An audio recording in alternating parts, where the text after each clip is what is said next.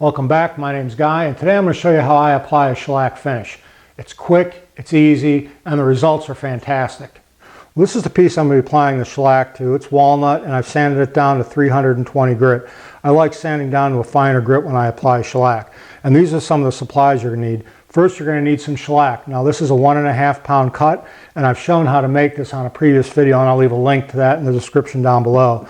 You're going to need some quadruple-aught steel wool, some 400 grit sandpaper, a piece of t-shirt material, a rubber band, and a sealable container, and I'll show you what this is used for later.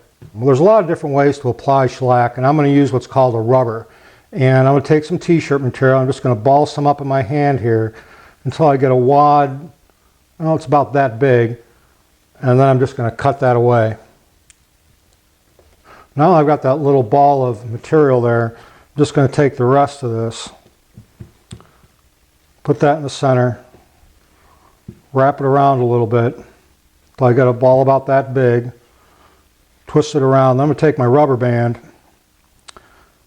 and close that all up.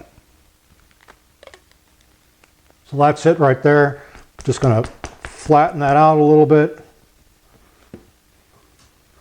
Now I'm going to take some of my shellac, which again I said is a 1.5 pound cut, and I'm going to charge this. Make sure you get a good amount in there. You really want to make sure this is wet before you start. All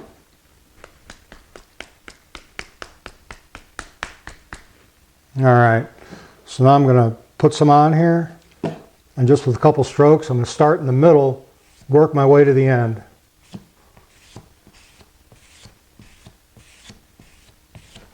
Like that. Now the first coat is really going to get sucked up by the wood. What we want to do is put light coats on.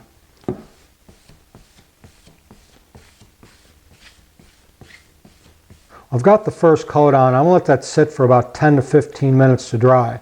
And while that does, I'm going to take my resealable jar here. I'm just going to put my rubber inside of there and close this up. And that'll make sure that stays wet for when I'm ready to use it again.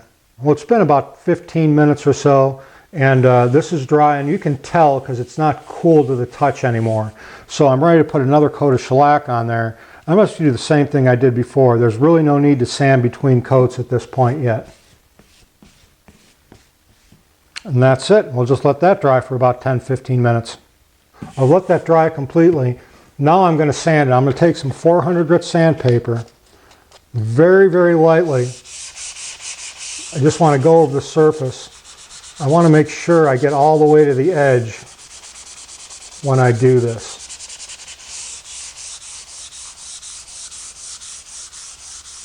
So that's done. I'm just going to take a rag and wipe away any excess.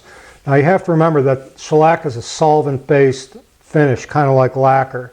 So any subsequent coats you put on this, you're not building up the finish. It's actually melting into the finish that's on there already. So that's nice and smooth. And I'm just going to go ahead and put a third coat on. This is the same process we used before. Just charge my little rubber here. Start in the middle and go all the way out to the edge. Well, I've got the third coat on there. I put this away in the jar. Now I'm going to let this sit for about 15 to 20 minutes. When it's dry, I'll take the 400 grit sandpaper, come back again, lightly sand it, wipe off the excess, put a fifth coat on it, and I may go as high as 6 to 7 coats. It really depends on the piece and the look I'm looking for.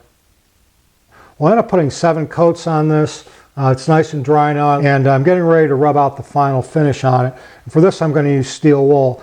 Now, on this particular piece, I want more of a satin, low luster look. You could add paste wax to the steel wool, and it'll give it a much shinier look. Not high gloss, but a shinier look.